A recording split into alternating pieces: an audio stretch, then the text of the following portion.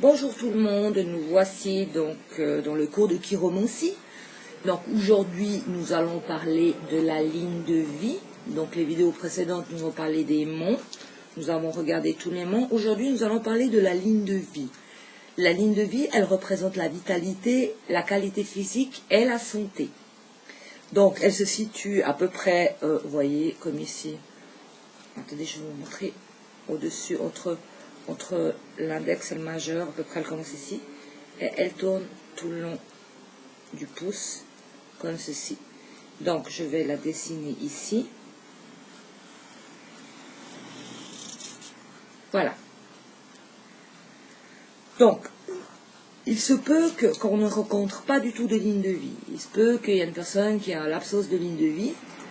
Donc, c'est l'indice, c'est une personne qui fonctionnera sur une énergie nerveuse. Une ligne de vie longue et régulière, c'est l'indice d'un excellent équilibre physique tout le long de la vie du sujet. Une ligne fine, c'est un manque d'énergie et une santé fragile. Une ligne longue et profonde, ça nous dévoile une bonne énergie et la personne est résistante aux maladies. Ensuite, nous pourrons regarder la grandeur de l'arche, voyez. Donc ici, nous avons une grande arche.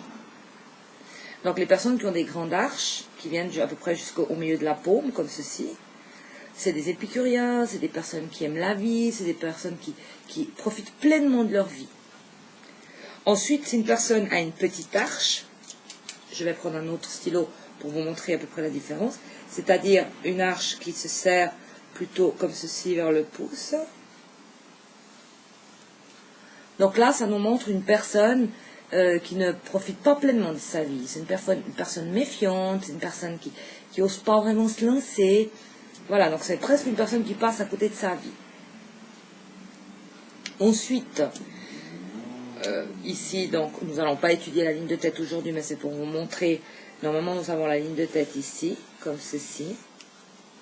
Donc, une ligne de vie qui est jointe à la ligne de tête, par exemple, depuis là, je prends un autre stylo pour vous montrer. Imaginons que celle-ci, c'est la ligne de tête, et qu'il y a une jointure ici, comme ceci, voyez. C'est l'indice d'un manque de confiance. C'est une personne qui ne jouira pas pleinement de sa vie et qui demandera sans cesse conseil aux autres. Donc il y a vraiment un manque de confiance. Si nous avons une ligne qui débute sur Jupiter, donc une ligne de vie qui débute ici, comme ceci,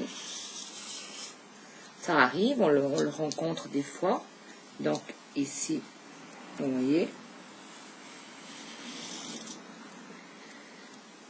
Alors, une ligne de vie qui débute sous Jupiter, c'est une personne ambitieuse, avec une excellente capacité de prendre des décisions. C'est une personne qui fera ce qu'il faudra pour atteindre le succès. Et souvent, c'est une personne qui aura affaire avec des personnes importantes ou de haut niveau. Ensuite, je vais reprendre peut-être une autre feuille pour qu'on ait une meilleure explication. Je vais redessiner ma ligne de vie comme ceci, avec une belle arche. Ensuite, si nous avons des petites lignes traversant la ligne de vie comme ceci, vous pouvez les trouver en bas, en haut, hein, tout dépend où elles se situent. En fait, chaque barre est un obstacle. Souvent, la personne est victime de trahison. Souvent, ce sont des trahisons qui viennent de la famille ou des personnes aimées. Ensuite, nous pouvons aussi trouver une ligne en chaîne, c'est-à-dire comme ceci. Je vais vous montrer comme une chaîne, en fait. Voilà, une ligne en chaîne comme ceci. C'est une personne qui est constamment agitée, irritable et agressive.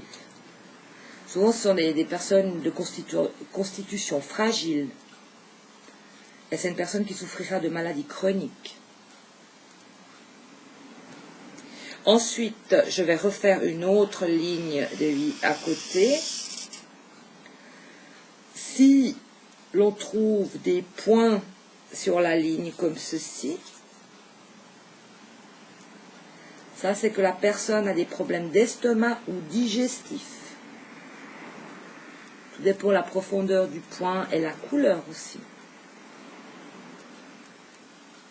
Ensuite, si nous trouvons des petites lignes qui descendent comme ceci de la ligne de vie, c'est une perte d'énergie et de vitalité. Je vais reprendre une feuille afin qu'on ait une bonne explication. Donc je vais redessiner ma ligne de vie comme ceci.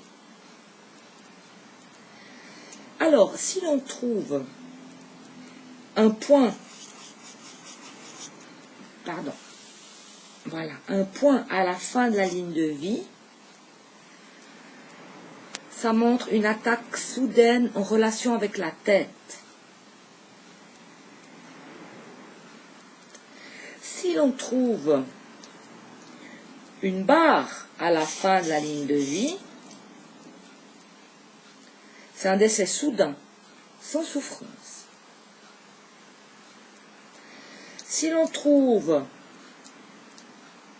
une fourche à la fin de la ligne de vie,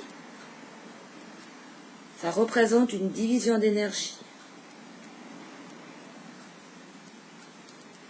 Si l'on trouve à la fin de la ligne de vie une ligne qui part légèrement sur le mont de la Lune comme ceci, ça nous dévoile une fin de vie à l'étranger. Si nous avons une ligne de vie, je vais donc en redessiner une pour que vous voyez bien épaisse au début et ensuite à la fin, elle vient toute fine, très fine qui s'affine. Enfin, ça c'est la perte de vitalité, souvent c'est dû à la vieillesse, à l'âge. Si nous avons une île qui débute au début de la ligne de vie, c'est qu'il y a un mystère autour de la naissance de la personne. Alors, on peut retrouver ça chez des personnes qui ont été adoptées ou des bébés abandonnés. Il se passe quelque chose, ou alors peut-être c'est un enfant illégitime. Ensuite, si nous avons une croix sur la ligne de vie, souvent ce sont des interventions chirurgicales, un peu plus sérieux, un peu plus grave. Si nous trouvons une étoile sur la ligne de vie, alors il y a deux choses, l'étoile. Si on la trouve à peu près vers le milieu de la ligne de vie, ça veut dire que la personne, elle va vivre vraiment quelque chose de désastreux. Une faillite, un désastre, vraiment quelque chose qui va beaucoup la toucher, qui va beaucoup la perturber. Mais si on trouve l'étoile à la fin de la ligne de vie, ça nous dévoile une fin de vie brillante. Je vais changer de feuille, pour sache où on en est. Je refais ma ligne de vie ici. Si on trouve une île, comme ceci, sur la ligne de vie, cela c'est un signe d'isolement et de dépression. Alors on peut voir que c'est passager, parce que là où la ligne reprend, en fait, la vie reprend normalement. Alors tout dépend de la grandeur de l'île, c'est le temps que la personne va vivre sa dépression en fait. Si l'on trouve une ligne de vie fragmentée comme ceci, c'est que la personne a sans arrêt des problèmes de santé, c'est que elle a une santé fragile, elle a sans arrêt des petits soucis, des petits problèmes. Ensuite, donc je vais refaire ma ligne de tête ici, Et je vais faire ma ligne de cœur ici, juste pour vous expliquer.